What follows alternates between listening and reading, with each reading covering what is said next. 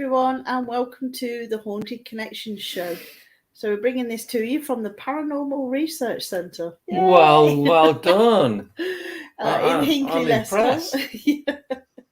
And we're going through a series of shows where we've invited guests on prior to the ParaMeet. So as you all know, the ParaMeet is a big event that's happening at Browns-Over Hall on the 2nd and 3rd of September.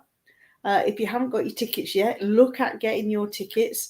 So we're inviting all our guest speakers on to come and have a chat with us prior to the ParaMeet.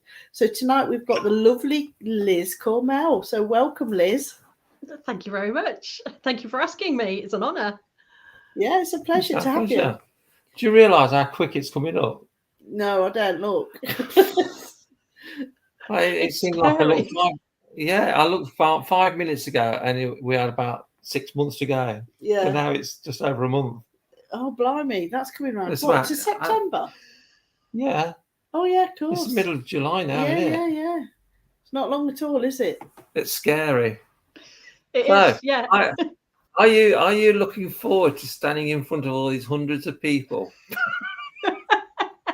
To be honest, with my background, it really doesn't worry me because I used to train police officers. So if I can train a load of police officers, I'm sure the paranormal can't hold any surprises. Oh, that'll be like pussycats. I'm sure they're going to be a nice bunch anyway. I'm really looking forward to it. It's going to be a really, really good weekend. If the one day one's anything to go by, it's going to be a really good weekend. Yeah, and the fantastic thing about it that I'm really looking forward to is that we're all staying actually on the premises, and we've got the whole premises all to ourselves for the whole weekend. Yes, it's going to be like a little club. Do they really know what they're letting themselves in for? People at random times wandering around with K2 meters. Yeah, they will, though, won't they? Yeah, and the nice thing as well is it's all free car parking, so nobody has to worry about the car parking. So once you're parked up, forget about your car. And there's free tea and coffee all through the event, so that's good. Yeah, no. And the food's reasonably priced as well. The food package is really good. It's not like the normal conventions, isn't it? That's happening. I don't know about America, but I don't think about America. No disrespect to the American audience, if there's any, but we just concentrate on England. Are you talking of £100, £200 a ticket, aren't you? At other festivals and conventions. Same with the ones I've seen in the States, to be honest. Plus, you've then got your flights and your accommodation. You're talking £500-600 before you even got started, let alone spending money. Yeah, and we want people to have lots of spending money because we've got lots of stalls.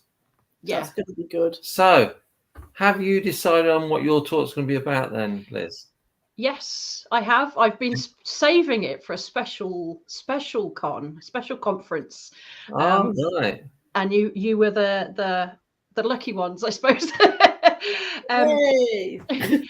I used to train police officers, and I used to train investigative police officers, so CID.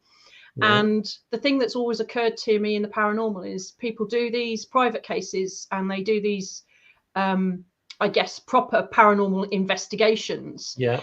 And they do interviews. They interview witnesses. And there is a specific way to do interviews, the police train, to get the most out of witnesses.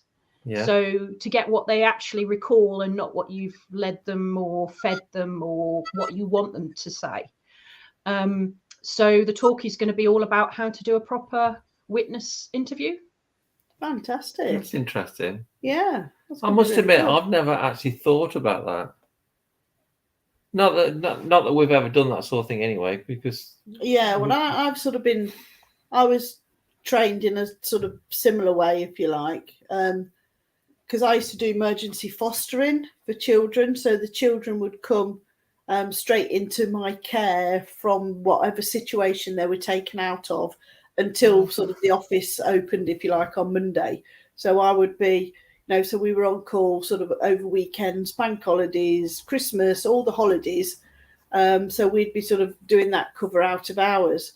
And in some cases, it was a case of talking, not questioning the children, but talking to them in a way that wouldn't influence any answers, wouldn't, you know, so if they wanted to disclose things, it would be a case of not influencing their any answers or making them sort of, you know, you can't sort of make judgments or anything like that. It's purely got to be a conversation that doesn't involve any of that sort of stuff. So I understand where that's coming from. Oh, fascinating.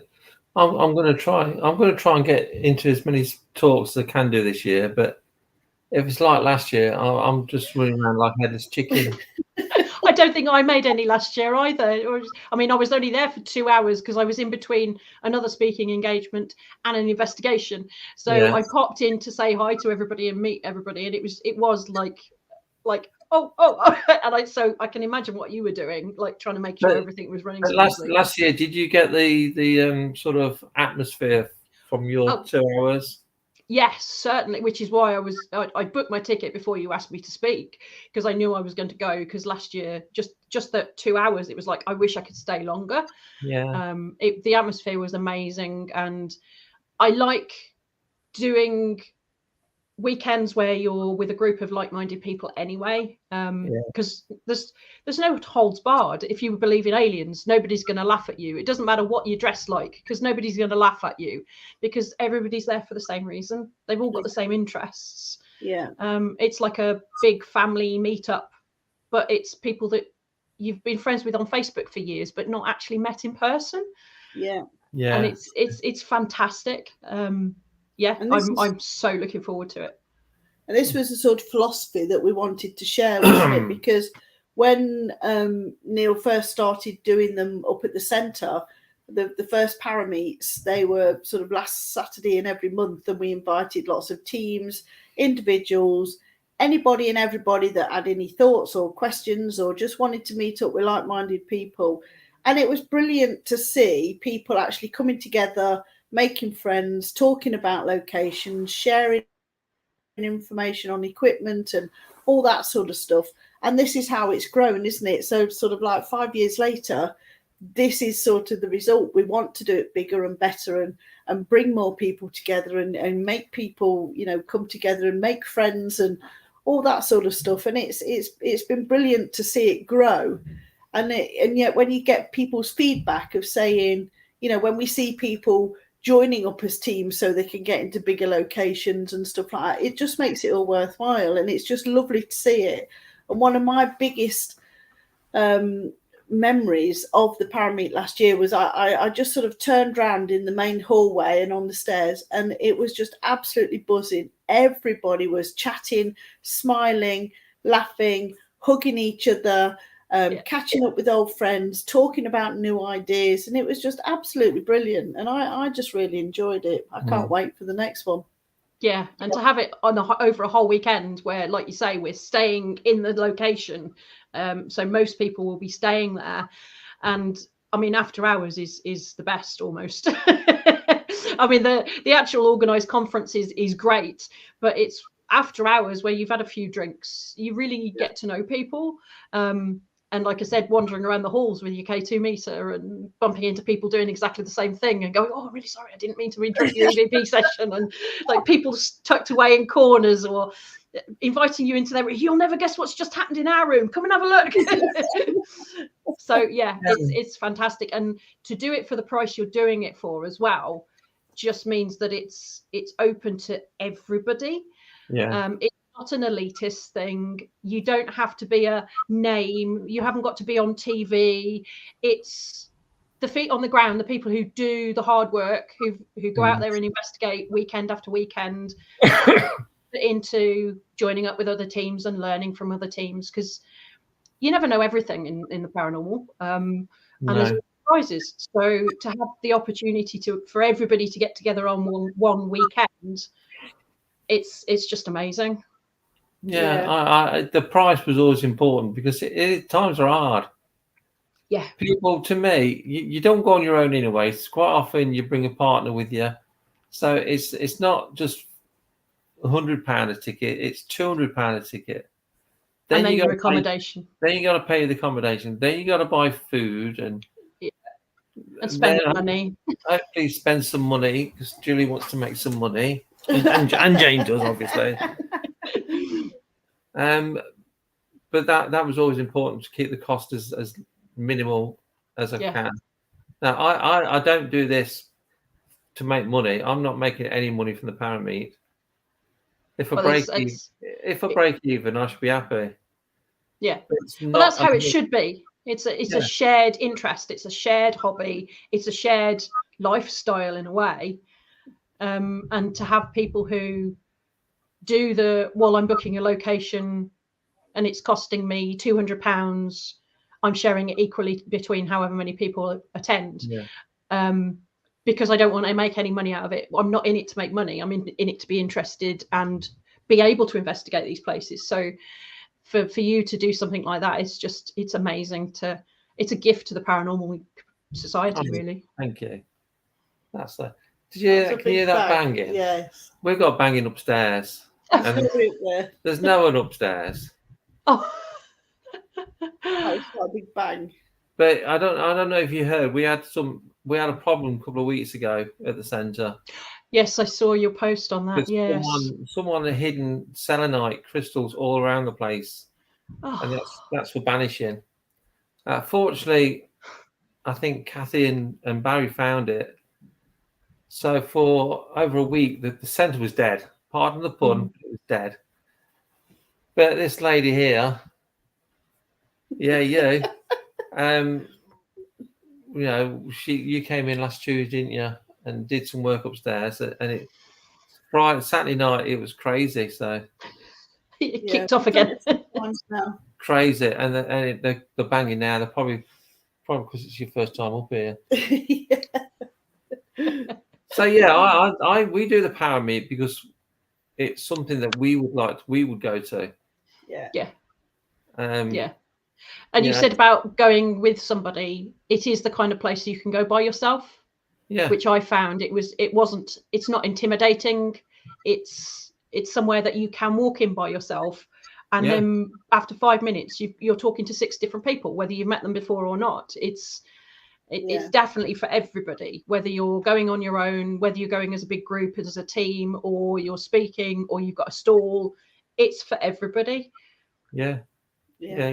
And that was something that was quite important to us in the beginning, because we used to get a lot of people coming up to the centre, you know, inquiring about the paranormal, asking questions, and they were on their own and they didn't really have any place to sort of go to sort of generate that interest. And if you're on your own as well, it does make it difficult, because where do you go to talk to people about this sort of thing if you're on your own, and if your family don't really believe in this stuff, or work colleagues, you can't really talk about it at work.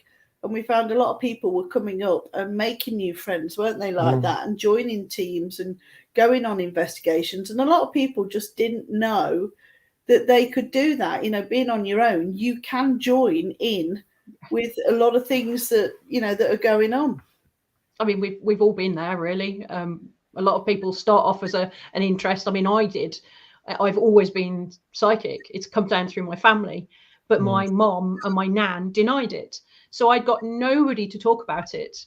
And like you say, you can't talk at school. You can't talk to your teachers. You can't talk to work colleagues because they all think you're bonkers.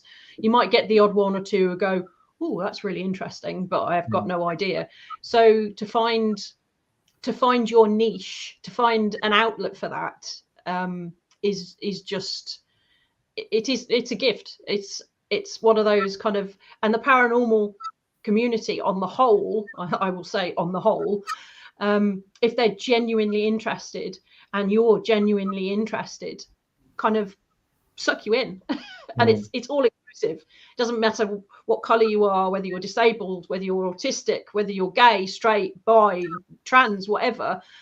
It doesn't matter, because you've got that interest in common. And we're all a bunch of weirdos, so weird is good. Yeah, exactly. So you find your clan, don't you? It's boring to be normal, isn't it? Let's face it. Normal is abnormal these days, I think. Lynn says, my work colleagues think it's hilarious that I go on ghost hunts at the weekend. Yeah. Well, they're missing out, Lynn. That's all I can say. Yeah.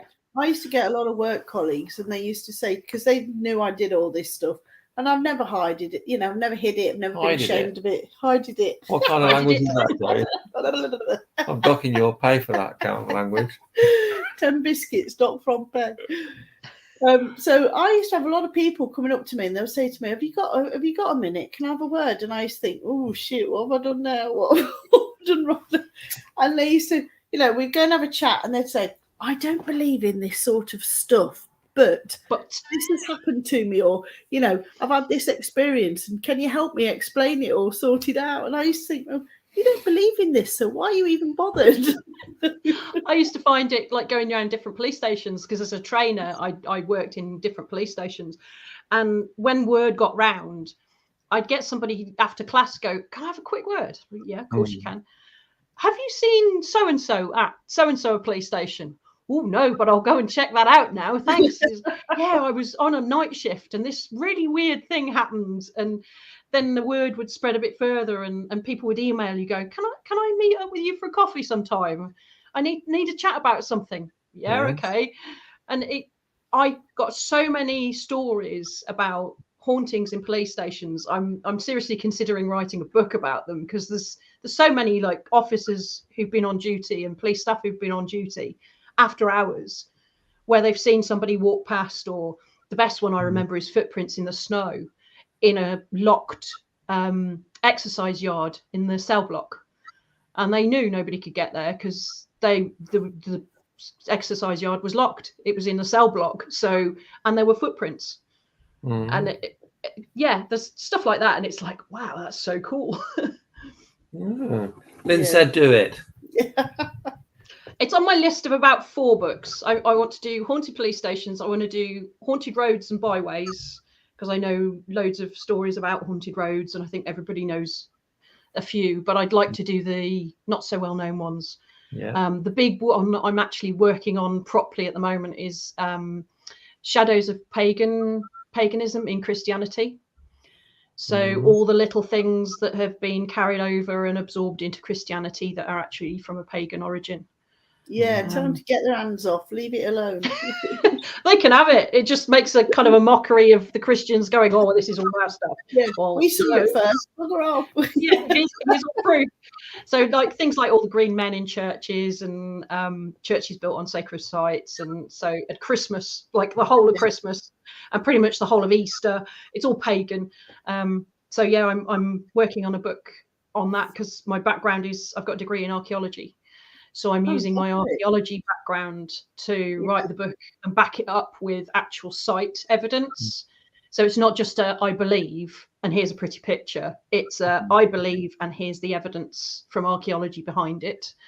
So cool. Yeah, I just need a publisher. If anybody knows a publisher. I have a similar sort of theory about sacred sites and churches. And I have actually been to one and sort of had tested it out, didn't you? Tested it out, yeah, when I was in Stratford in the church there, and it was. I reckon it's going to be another little project that we're going to be doing in the future. Another little project. Yeah, I've done it pretty much. I started the end of last year, so like October, November, and I've done all my own photographs for the book. So all of the photographs will be my photographs. So places like Knowlton, which is a church that's built inside a henge.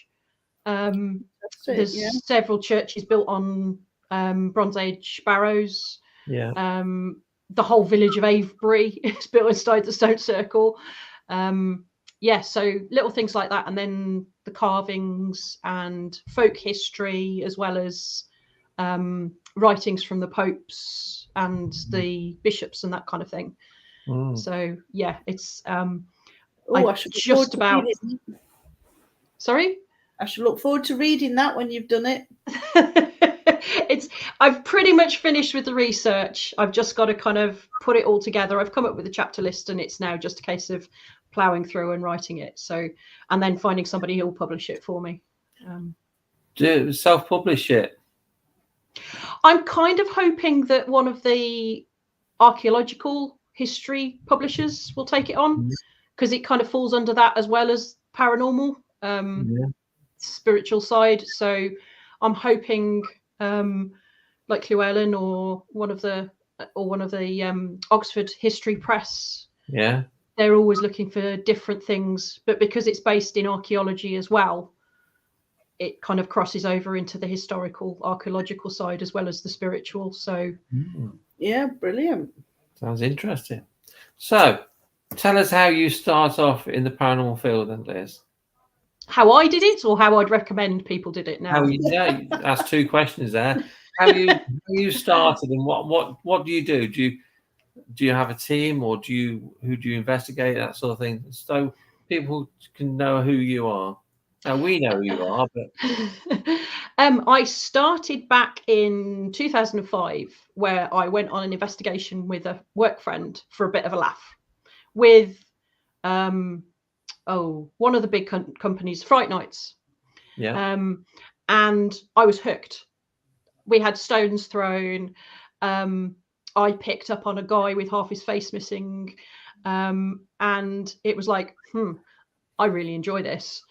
Went to one of the mind, body and spirit fairs, and tried to join a circle, but that kind of flopped. Went on a psychic development weekend, had my first experience of trance mediumship. This is back in 2006. And I was hooked from that point on. Joined my local team, who were called Wolf Paranormal, World Oniric Life Force. Then I joined as many other teams as I could, so I could investigate every Friday and every Saturday night when my shifts allowed, because at that point I was working shifts still. At the moment, I investigate with Skepticide Paranormal, and we do a lot of team shares. We do a lot of hiring the location and then sharing the cost out between different teams. Yeah. So anybody who does it properly, shall we say, is more than welcome to come and join us on one of our weekends, on our investigations. And I love doing new locations, which is why I like the team shares, because you can afford to do the big places. Like we did Newsham Park a couple of years ago, and that was amazing just to be there. We didn't get an awful lot paranormal, but just wandering around Newsham Park Hospital was just like, wow. And I learned to tarot read when I was 17 from an old boyfriend's mom who was Romany. So she taught me to read with regular playing cards. And then I developed doing tarot readings with, I always used the Rider-Waite Coleman Smith pack. Diversified into animal communication and past life regressions, and I just love it all. I love dreams. I love past lives. Just the whole, something that makes the scientific background in me makes me go, well, why?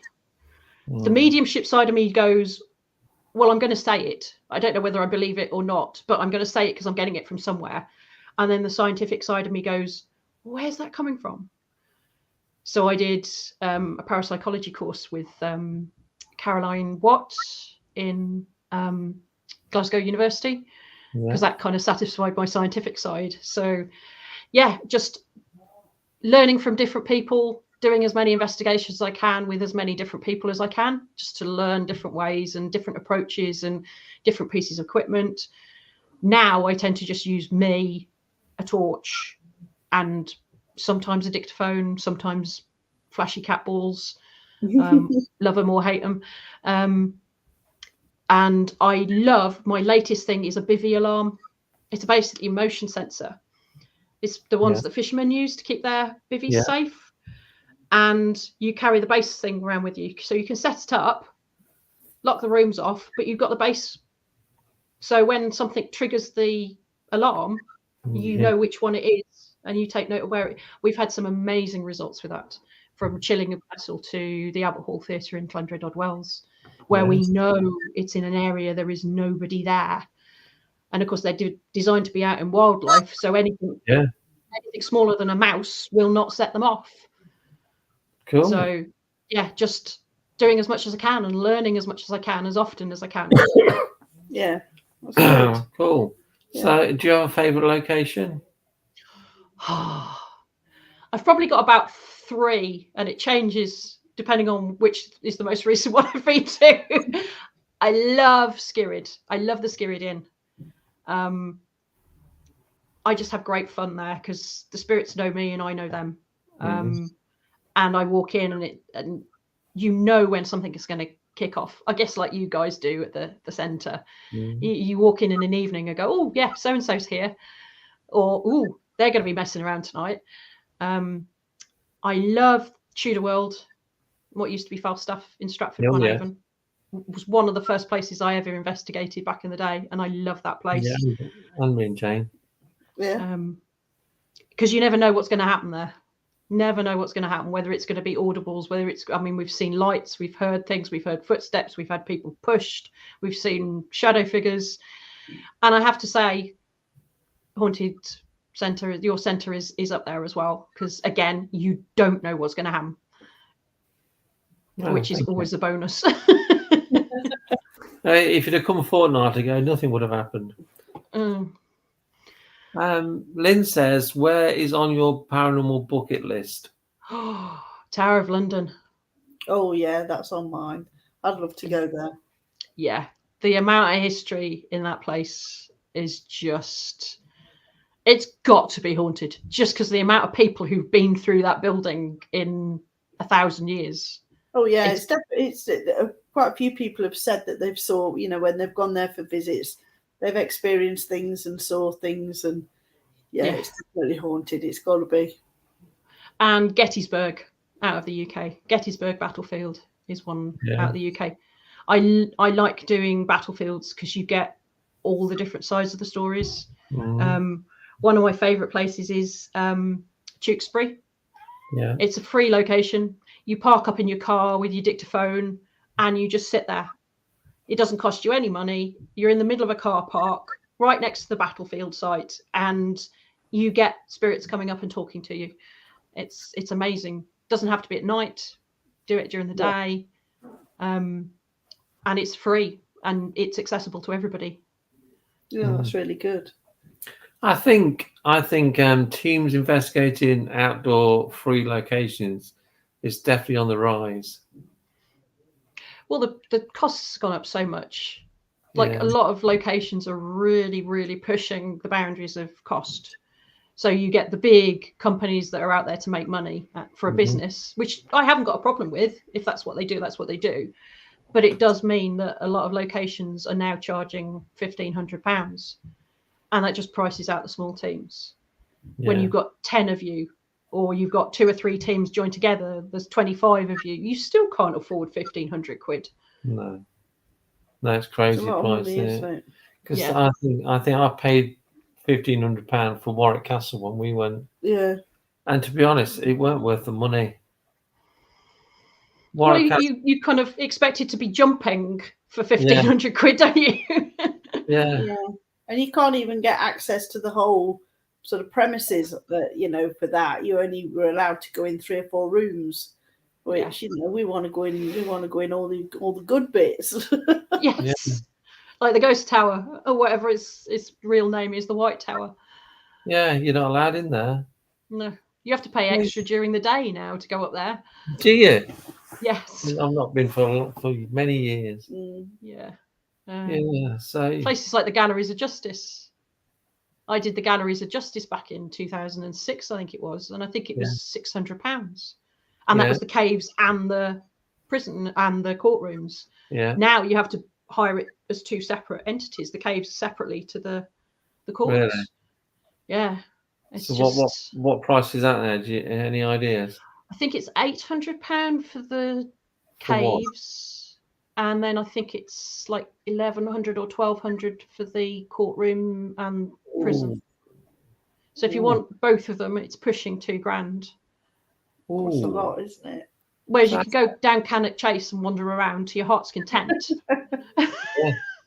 and get abducted by aliens and set upon by big cats, find the black-eyed kids and all sorts of things down there, and it's free. You've just got to dodge the doggers and Hey, it's just down the road from us, then, really, can it?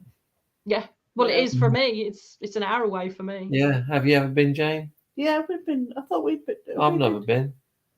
I thought we were, or were we going? We were going. Oh, that's probably what I'm thinking of then. But I have been to Cannock Chase Yeah. a couple of times, but Not investigating. Not investigating. I don't think if it wasn't with you lot. No. There's also a prisoner of war camp.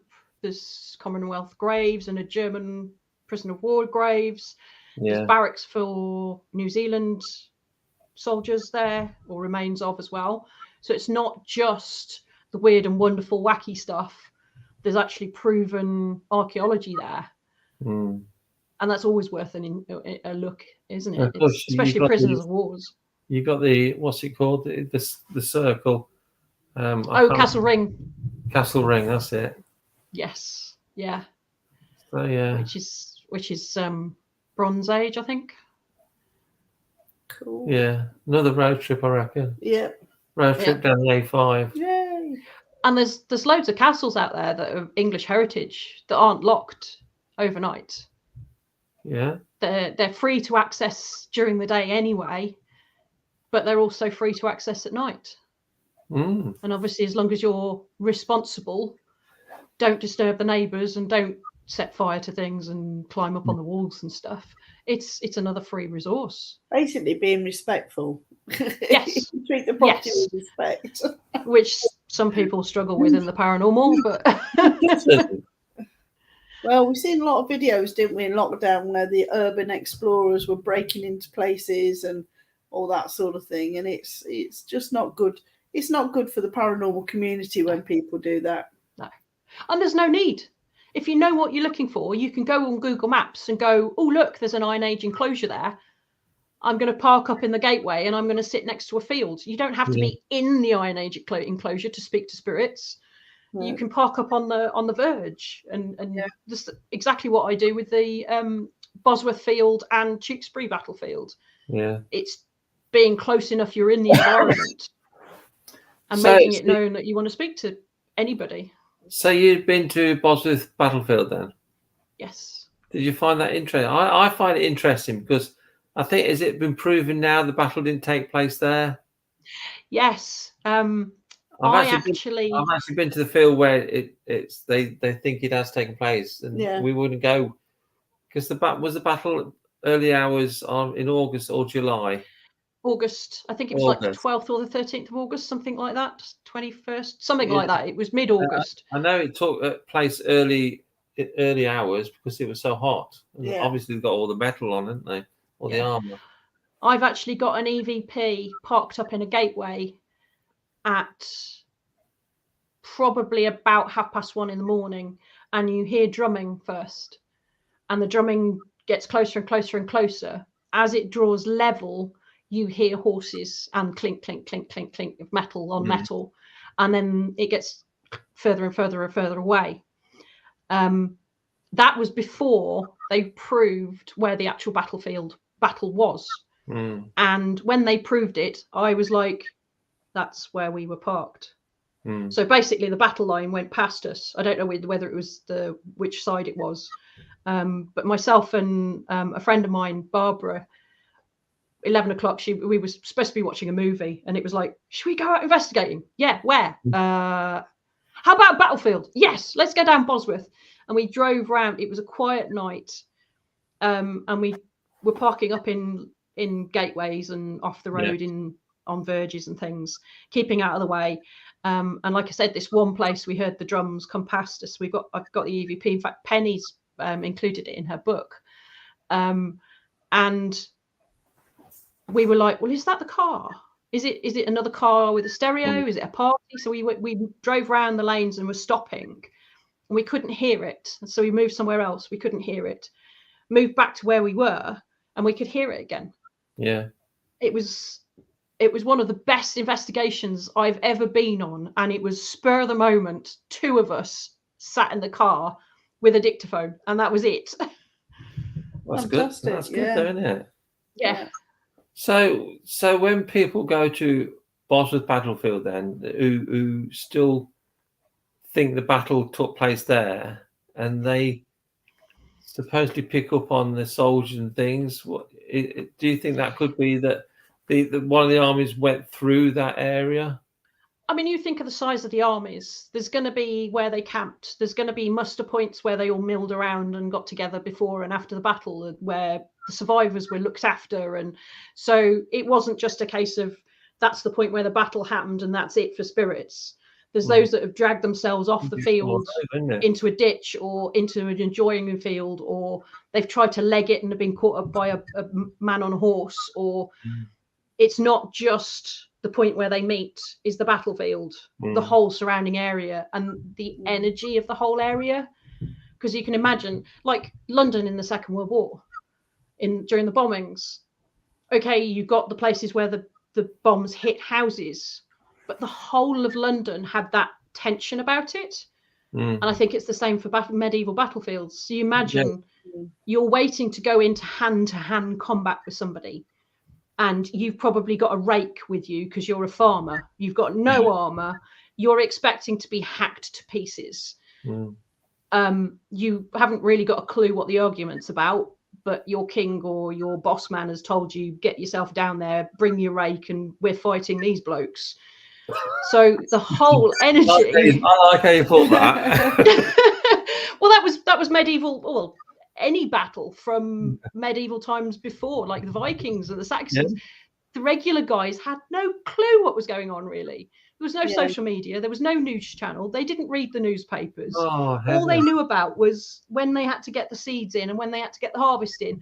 And, Mrs. around the corner has just married her third husband. Did you know the second one died in weird circumstances? Then your boss man comes along and goes, right, you, get yourself down there, bring your rakes and your pitchforks. We're fighting chummy. And that's all you knew about it.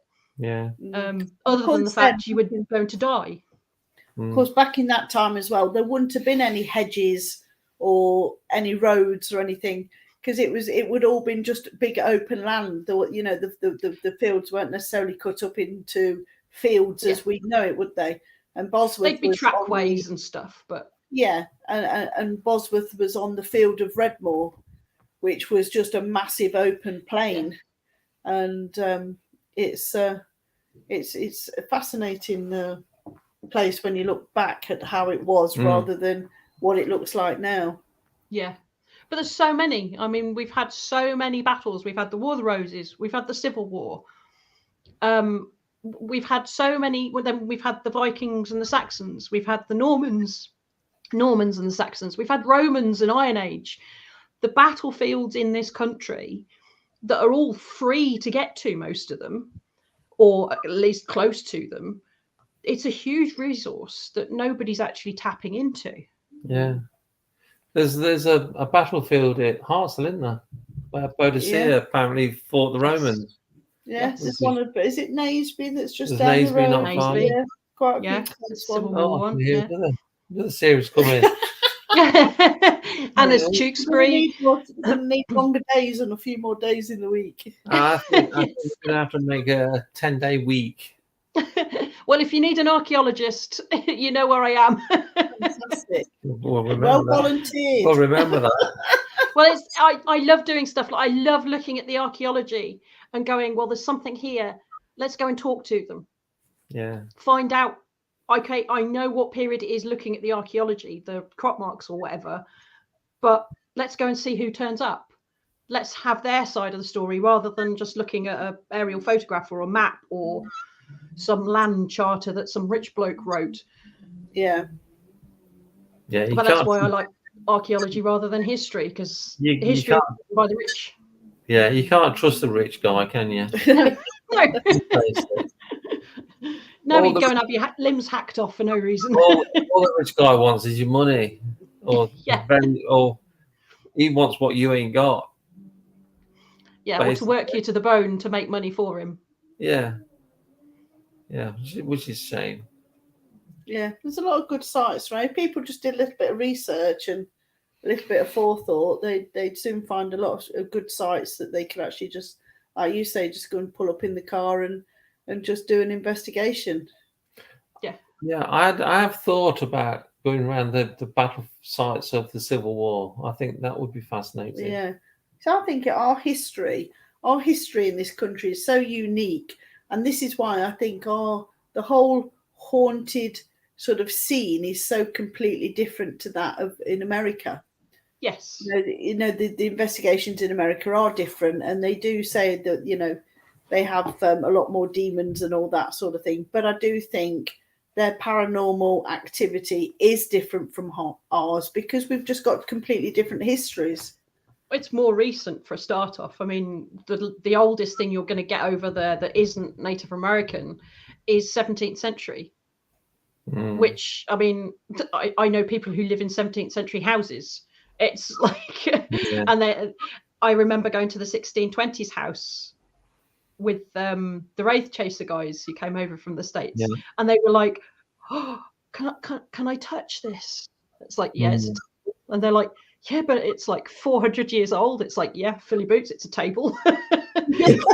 400 years old. They just couldn't get their head around the fact that it wasn't behind glass and they were allowed to put their hands on it. And plus we've had all the invaders, whereas the Americans have the French and the English and the Native Americans, and that's about it really.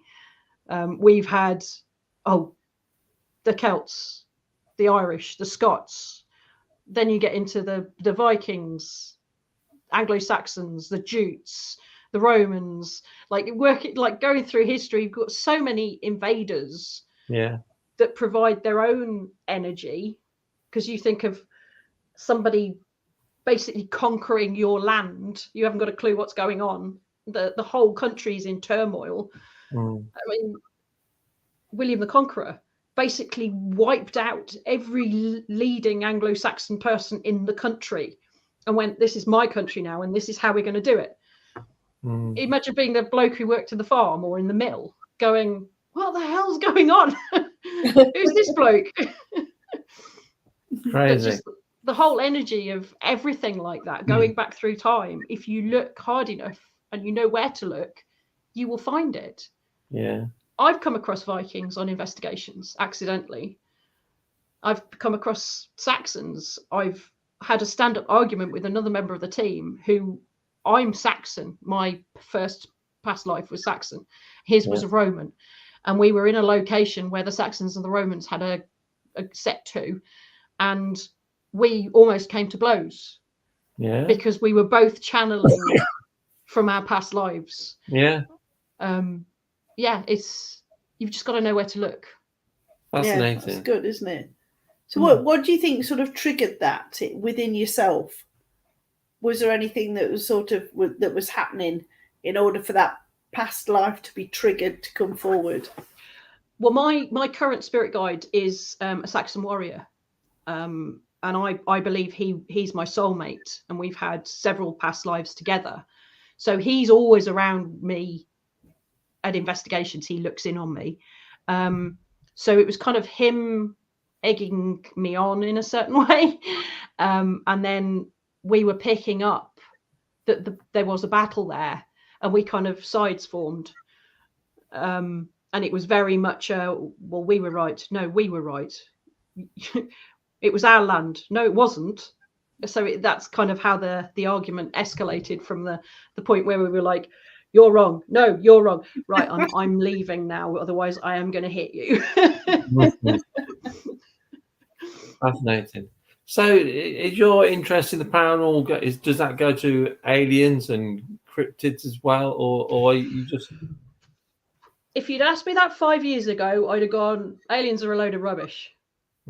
Okay, statistically, I think there's intelligent life out there because the universe is so big. Statistically, it is a probability.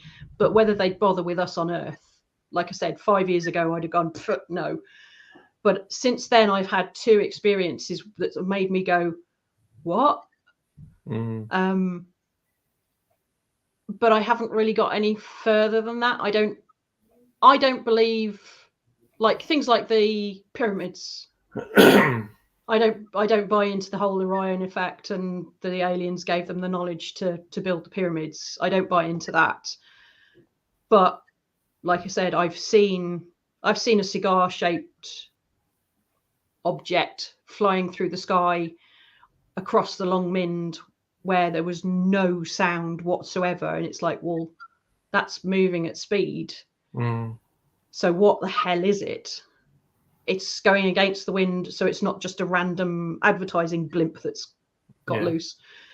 And then I've seen lights within controlled airspace over British Armed Forces chemical factory. So nobody is allowed to fly over there, because initially I thought, oh, it's drones. And it was like, no, it's controlled airspace. If it's drones, they're in big trouble. And then there was one couple of lights, then more and more and more, and then they just disappeared. Like the classic, they were there and then they zoomed off at whatever speed. And again, there was no sound. There was no zzz like you get with the drones. So yeah, there's that. I haven't processed that properly yet. Cryptids, again, statistically, I think there is a possibility, like the Loch Ness Monster, like all these big cat sightings, although I guess they're not cryptids really, but we're so arrogant as a human race that we think we know everything about everything. So, and we go, oh, no, we know all the species who live on the planet. No, we don't.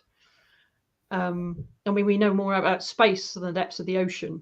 And that's crazy. So why shouldn't there be Bigfoot wandering around, or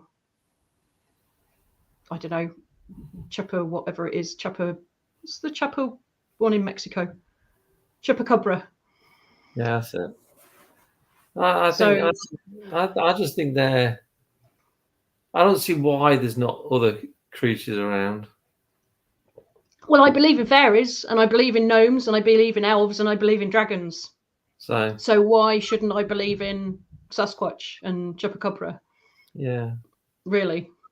Yeah, but I do understand why. What puts people off the aliens thing is that they obviously got to be way more intelligent than us, because we can't travel to another planet. And why would they waste the time coming to see us? Because we ain't. That was always my point of view. We ain't that bright, are we, as a species? Just imagine them going, oh my God, they're at the COVID stage. Let's see what happens next. It's like EastEnders for aliens. Did you ever see the original film, The Day the Earth Stood Still? Yes. Not the remake, because that was rubbish. The original. Oh, I like Keanu Reeves, but yeah, the original is awesome. Yeah. The original, I think that's how it will be. When the aliens make contact, that's how it's going to be. They're going to come down and say, you ain't going up there, mate. It's peaceful up there. If you carry on what you're doing, this big 10-foot policeman is going to kill you. Yeah. I actually think that's how it will be. But do you not think that they have been here before, though? Oh yeah, I think they've been here like before. The NASCAR lines, where they've sort of shaved the top off a mountain to make like a runway that's been there for a very long time. That's not man-made. And all the figures and cartoons that you can only see from above, which they wouldn't have done. So why do it? Was it for the gods? Because that's the other theory, is it's for the gods. Yeah. It doesn't matter whether we on Earth can see it, but it's a message to the gods. Bit like the stone circles. Is it an alien landing pad, or is it as a symbol to the gods? It just depends on which line you take, I guess. But yeah, I think we've got a huge ego about how special we are, and the whole thing about any other life form beyond Earth is going to be carbon based. Well, that's only because we're carbon based. What's to say then they're not nitrogen based, or they're gaseous beings? They don't have to be solid physical beings like us. It's just that we think of like God in his own image kind of thing. Yeah, we've been very much influenced, haven't we, by people's teachings and writings and their interpretations of things from the past, and we're pretty much told what to believe. and a lot of the information's withheld from us, so we'll probably never know the truth anyway. Well, like all the Gospels, they reckon that there was a couple of Gospels written by women, and they got lost because the Christian Church wanted to subjugate women and reduce their importance. Mary Magdalene was supposed to have done a Gospel, hadn't she? Yeah, there was Mary Magdalene, and Judith, I think, was the other one, was supposed to have written a Gospel. I don't know. I don't know anything about the Bible or church. I don't want to know. I was brought up Catholic and seriously rebelled, which is why I'm now Norse pagan. I personally, I haven't got time for the church, but that's just my personal opinion. But yeah, I think aliens have been here before. I don't think they'll ever allow us into space. Because we're just too violent. We're too destructive. We're destroying. We do need this planet, but we're destroying it. Yeah. And I just think, well, you got nowhere else to go. You got to look after the planet. Well, the answer is let's go and explore Mars and find somewhere else to go. It's like, well, that's not the answer. No. It's like the whole disposable culture, isn't it? Oh, we've used this one up. Let's find a new one. Yeah. I don't. Yeah. They're not going to let us go into space. I think Mother Nature will stop us before any alien race does. I think Mother Nature. Yeah. I think she's going to wipe us out. Yeah, you won't beat the Earth. No. COVID was first warning, I think. Yeah. And I think ultimately Yellowstone Park will go, because the whole of Yellowstone Park is a volcano, and if that erupts, that's it. We're gone. I actually do think we're heading towards another big reset. Possibly. I think COVID was the first warning shot, to be honest. And have we learned? Look how many millions of people died from COVID, and it was Mother Earth. Yeah, it's just we just don't learn. Yeah, but was it man-made or was it a natural thing? Well, that depends on your view of God and the universe and the creator and fate, doesn't it? If it was man-made, who gave the knowledge to man? If it was natural and it crossed species boundary, who designed that? Because I believe in one ultimate being. I don't, whether you call him God, her God, universe, source. And I believe in fate to a certain extent. You've got free will within bounds of fate. And I see life as like a series of spider webs. You've got to get to the center of the spider web before you can get to the next one. Whichever path you take is your choice. But the ultimate goal is to get to the center. And you can take forever wandering around and around and around and around and backwards and forwards. But fate says when you get to the middle one, you're on to the next one.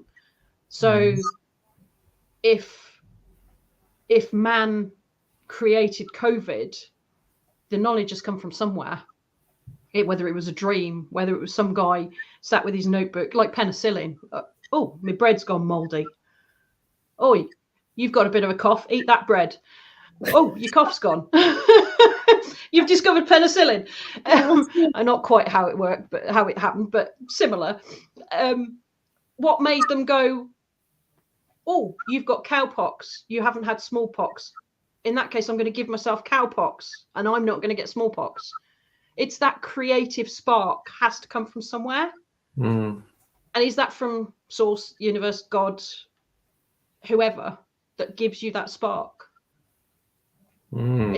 It's chicken and the egg, isn't it? It's getting very in depth, this conversation now, isn't it? Yeah, sorry, philosophy. Yeah, so there's only a few minutes to go now. Blimey. Gone quick again. It has. Not so many comments, but hey, it's gone quick. It's always good to chat in. I put them all to sleep. So are you booked in on the ParaMeet for the evening investigation on the Saturday? You booked in that as well? I booked all of it. I can't remember who's booked into what. I hope you've got a list somewhere. I probably have got a list somewhere. We'll all be bumping with each It's, other. it's no, me. It's probably a list that's. But I'll put it in a bag that I can't find now. Don't tell people that. They'll be sneaking in, going, yes, I booked, yes. So, do you know what day you're speaking? I bet you Sunday, don't. I believe. Sunday, okay. That's what it says on the poster, anyway. Oh, things change. Oh, okay. To be honest, I'm there all weekend, so I really don't care. If somebody doesn't turn up and you need me to fill in, I'm quite easy. I don't get anxious about doing things like that, so you can shove me wherever. I'm glad you're really looking forward to it. We're looking forward to it. Yeah, we are. It's going to be hard work again, I think. Yeah, it's going to be good fun though. It's going to be great just getting everybody together under one roof and just having a fun weekend. Yeah. Yeah. And what happens at ParaMeet stays at ParaMeet. Absolutely. Golden rule number 1. Yes. And I will be drinking lots of gin. Well, I shall tell Elliot Brownsover to get extra bottles in because Liz is coming. Yeah. Yes. Please don't put me first thing on a Sunday morning. I don't do well first thing, whether I've been drinking or not. So when I've been drinking as well, that's not going to be a good look. That's what Neil said as well, Neil Story, because I've moved Neil's story from Saturday to Sunday. And he says, "Oh, don't put my too early." Yeah. Well, Neil and I are kind of kindred spirits, so we'll both be in the bar till 3, 4 in the morning ish, whenever. Yeah. I don't intend to get much sleep. That's good. I think. So, you know, at other conventions, quickly, I'm just asking your opinion now. Mm-hmm. Other conventions, normally in the UK especially, is on the Saturday night, they have sort of a fancy dress ball or something. Mm-hmm. Would you sooner have a fancy dress ball or like what we're doing, a big paranormal experiment? Paranormal experiment. That's what I thought. We talked about it and we said that let's not have a ball because they're not my thing anyway. Plus, you've got an extra expense to get in a costume and all that kind of stuff. Yeah, so I just thought, well, they're all going to be interested in the paranormal, so let's just do something different. A big experiment. You know, there's going to be 60 odd people in that room doing an experiment that we've got to talk about yet. Do we have to be sober for this experiment? No, we've actually got Eamon Van Harris, who used to be on Most Haunted with his EVP tape recorders and things. Oh. He's coming and he's going to be showing a new piece of equipment that's never been seen before. That's cool. That's going to be interesting. Yeah. It's going to be a good weekend. I'm going to be shattered afterwards. Oh yeah, it usually takes a week to get over a conference. You need a week off afterwards. Yes. No, yeah. We're doing a Demon Connections on the Monday with matchsticks. That'll be a nice peaceful demon. All right, thanks for joining us, Liz. It's time to go. Thanks for everyone for watching. We haven't got a guest this Thursday. We've got one next Tuesday, so I can't remember who it is. It is another speaker. Yeah, and if people want tickets for the ParaMeet, where do they go to? Go to the website, which is hauntedresearch.com. No, hauntedresearchcenter.com. Oh yeah, I forgot that bit. I've shared it on my page as well with the link. Actually, there has been quite a big influx on ticket sales the last couple of weeks, so that's nice. Yeah, so if you haven't got yours yet, make sure you do, because otherwise you're going to miss out on a fantastic event. And it's £11 for the weekend. Come on. Oh, that's affordable. Can you afford to miss out? That's 3 coffees in a week. You just don't have 3 coffees. Yeah, and come to the conference instead. They can have coffee and tea for free anyway. Well, I mean, buying a Costa coffee when you're at work, you just forgo it for 3 days, and then you can afford to come to the ParaMeet. Yeah, and have a free coffee at the ParaMeet. And free coffees and lots of fun. Meet loads of interesting people. Just raid your little copper jar with all your pennies in it. Just raid that. Go and cash that in, and I'm sure there'll be more than 11 quid in there. People will be turning up at the centre with bags of coppers. Neil, can I have a ticket? Or even raid the kids' piggy bank. Yeah. The kids don't need it. Right, we've got to go. Thanks, Liz. We'll talk to you again soon. All right, take care. Bye, everybody. Bye.